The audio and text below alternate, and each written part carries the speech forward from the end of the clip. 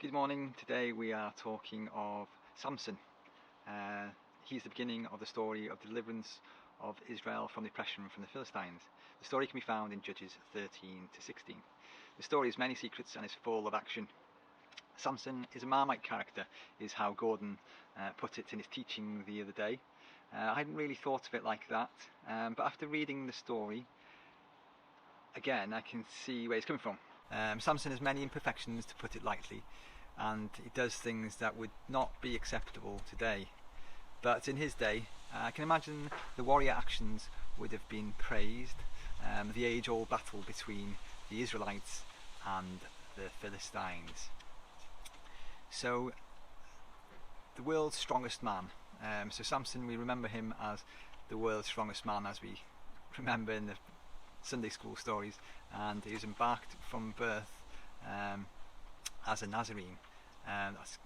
That's to God's service. Sometimes these vows were made for a period, rarely for a lifetime, but in Samson's the promise was for life. The Nazarene rules came from the angel of the Lord to his parents, and they sacrificed. His parents vowing that they showing their obedience.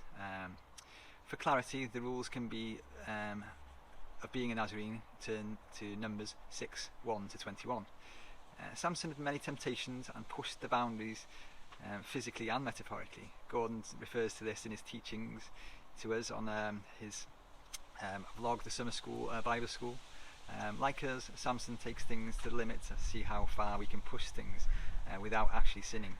Obviously Samson has some pretty big sins, I won't list them, but we have the privilege of knowing in reality that Jesus has said that sin starts in the heart, and we have already sinned through the thought and the mental pursuit of that action.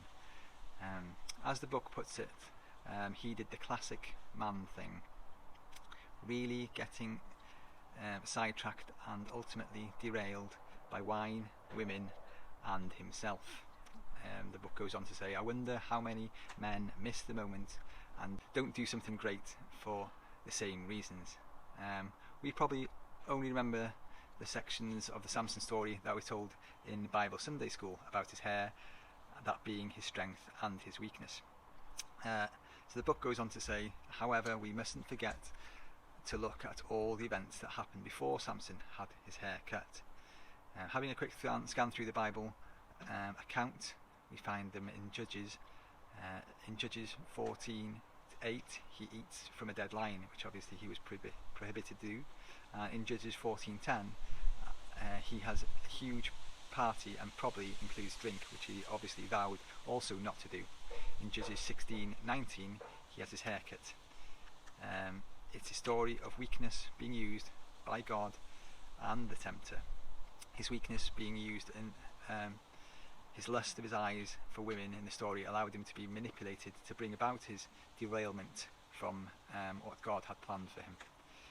Samson and the Israelites are a story of rebellion and repentance, and as Gordon said in his teachings the other week, in the story of our lives, how we want to do the right thing but are torn between our own desires and obedience. I'm thinking Romans chapters 6, 7 and 8, where Paul talks about how we want to do what is good but we do not do what we want to do. How wretched we are, he goes on to say. As Gordon stated in his teaching on Samson, God uses imperfect people to bring about his purposes. He may be using me today. I'm certainly an imperfect person. God may be using me today to bring this vlog to you as a reminder of that. So what is God using you for today? Don't dismiss the work he may bring through you by your imperfections. We see a cycle of sin and then grace of God continuing. But like Gordon said in his teaching, let's not be using that as a license to sin all the more, as Paul puts it, to test God's grace. So the book goes on to talk about the apparent success of Samson, but it doesn't mean God's pleased. I'll quote from the book.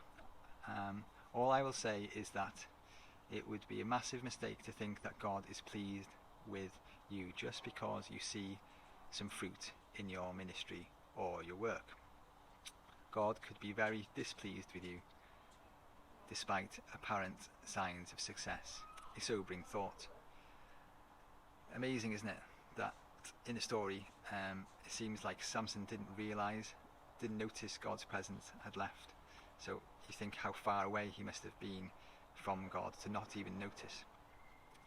Scott Jenkins was speaking the other night, and he talked about this, of how early on his walk, one of the worst feelings that he had when he sinned, and he felt the detachment he felt from God, and I can certainly relate to that.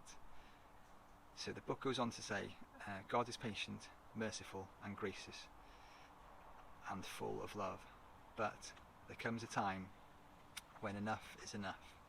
When that time comes, it's likely we have sinned so far that we just don't notice. The Lord has left us because we have so completely numbed. Samson comes to a very sorry end. Well, as the book says, almost. So blinded, shackled, degraded, and turned into a freak show. At last, he cried out to God. Is God merciful, but he always finishes the job. Samson was once again anointed with strength, and in his dying moments, he pulled a whole building down on top of himself and a lot of Philistines who were having a party. As it says, he may have killed more when he died than when he lived. Judges 16 to 30. So that was the story of Samson. I hope that brings something to you today, and have a great day, everyone. Goodbye.